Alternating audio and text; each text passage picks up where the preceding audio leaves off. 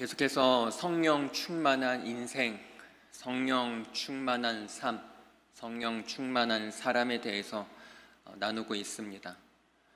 이 자리에 온 여러분, 성령 충만 받기 싫은 사람이 있습니까? 열심히 신앙생활하는 사람이라면 누구나 성령 충만 받길 원합니다. 그런데 왜 우리는 성령 충만하지 못할 때가 더 많을까요? 혹시 이렇게 생각하는 사람 있습니까? 목사님, 저는 성령 충만 받기 원하는데 하나님이 그렇게 해주지 않으십니다 라고 생각하는 청년이 있습니까? 근데 여러분, 이 사실 압니까? 하나님도 우리가 성령 충만해지길 원하신다라는 겁니다. 자, 그런데 왜 성령 충만하지 못할까요, 우리는?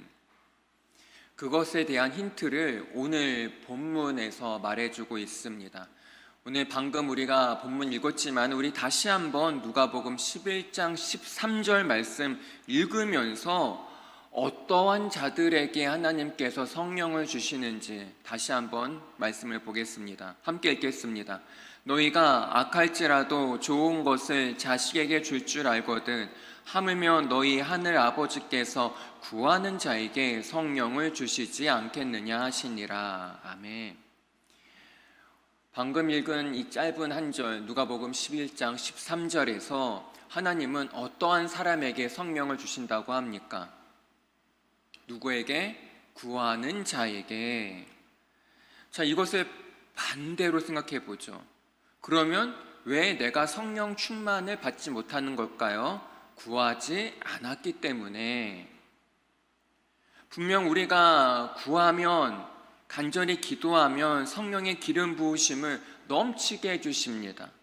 그래서 성령 충만의 약속을 믿고 우리는 구해야 합니다. 그러기 위해서는 어떻게 해야 될까요? 간절히 사모해야 됩니다. 여러분, 오늘 목장 나눔 제1번이 그거죠. 여러분, 요즘 무엇을 간절히 사모하고 있습니까? 여러분, 시험을 준비하는 사람은요, 온통 그 시험 생각입니다. 어떻게 해야 내가 합격할 수 있을까? 어떻게 해야 좋은 성적 얻을 수 있을까? 어떻게 해야 내가 이 문제 잘 풀 수 있을까? 온통 그 사람 머릿속에는요, 시험 생각뿐입니다. 그리고 또 우리 청년 중에 결혼을 준비하는 청년들도 있습니다. 이 결혼을 준비하는 사람들은 온통 무슨 생각일까요? 다 그 생각입니다. 이제 며칠 남았구나, 내가 뭐 해야 될지 체크하고 계속 365, 24시간 계속 그 생각입니다.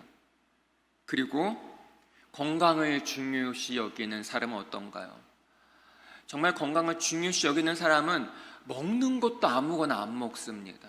그리고 운동을 되게 중요시 여깁니다. 함부로 안 먹습니다. 아무거나. 왜? 몸이 좋아지는 것을 사모하기 때문에. 마찬가지예요, 여러분.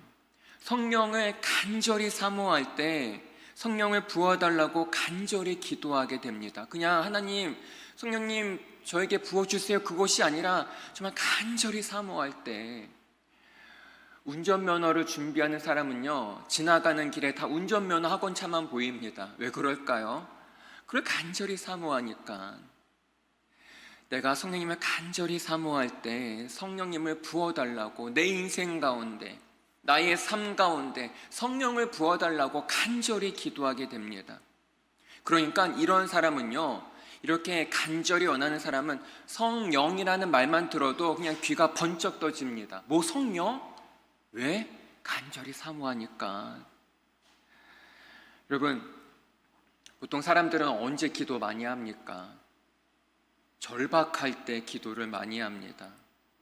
뭐 시험을 준비할 때, 큰 일을 앞둘 때, 어려운 일을 겪을 때, 뭔가 절박할 때 기도를 하게 됩니다. 우리 청년들 가운데에서도 시험을 준비하는 청년들도 있습니다. 앞길을 준비하는 청년도 있고 이직을 준비하는 청년도 있습니다. 또한 취업을 준비하는 청년도 있습니다.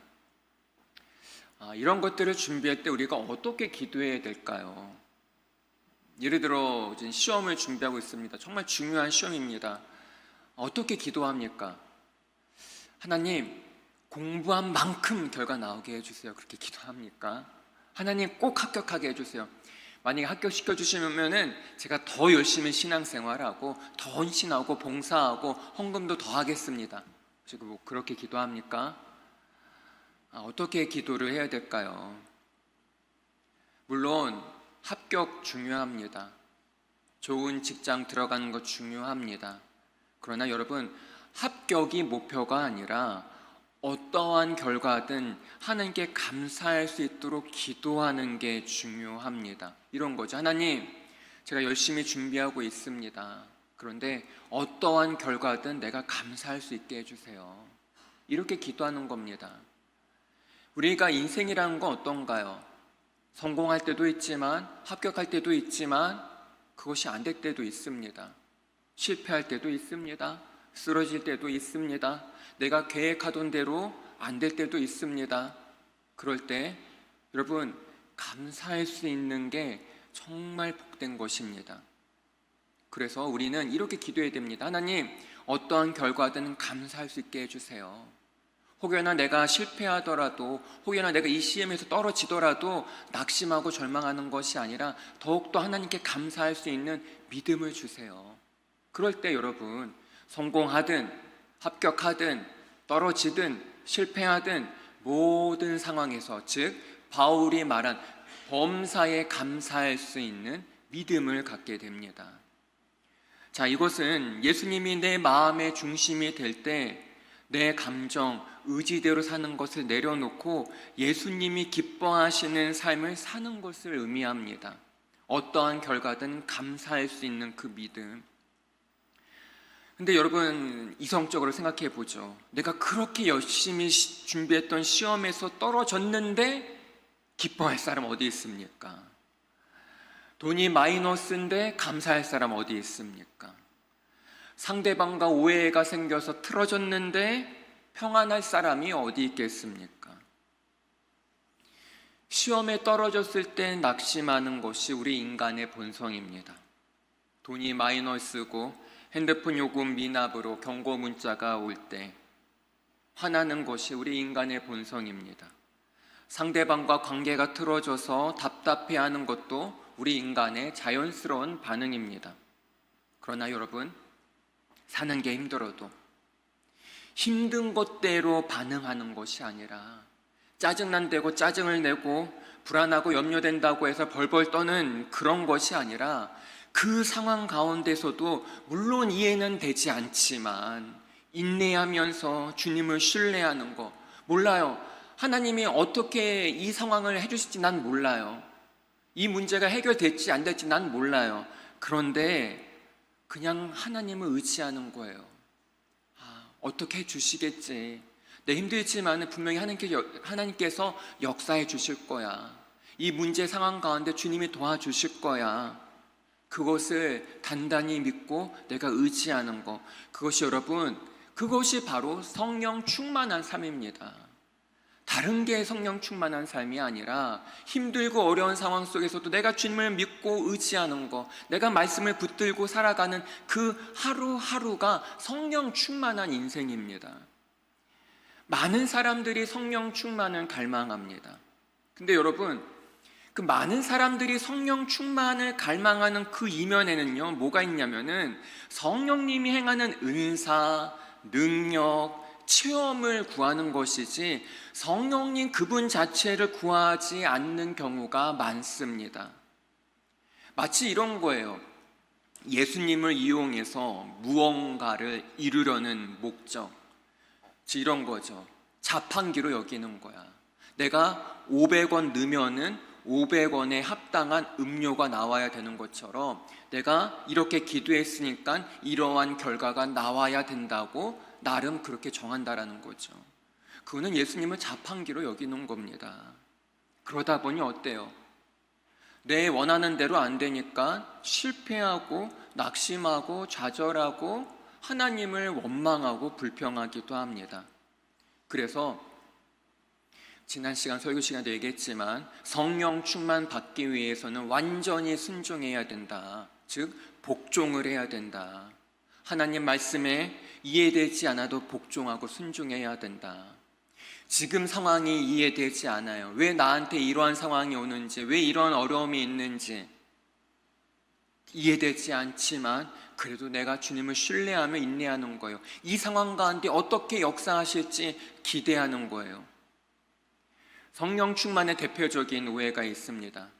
성령 충만해지면 내 의지와 상관없이 성령님께 사로잡히는 무아지경의 상태로 생각합니다. 그래서 성령 충만을 단순히 은사나 능력이 일어나는 것으로 생각할 때가 많습니다.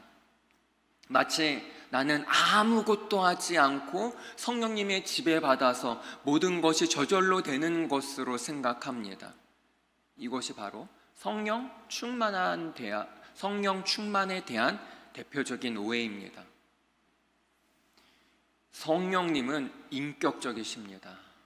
억지로 나를 막 강압적으로 막 내 의지와 상관없이 막 나를 막 휘몰아가고, 여러분 인격적인 관계라고요.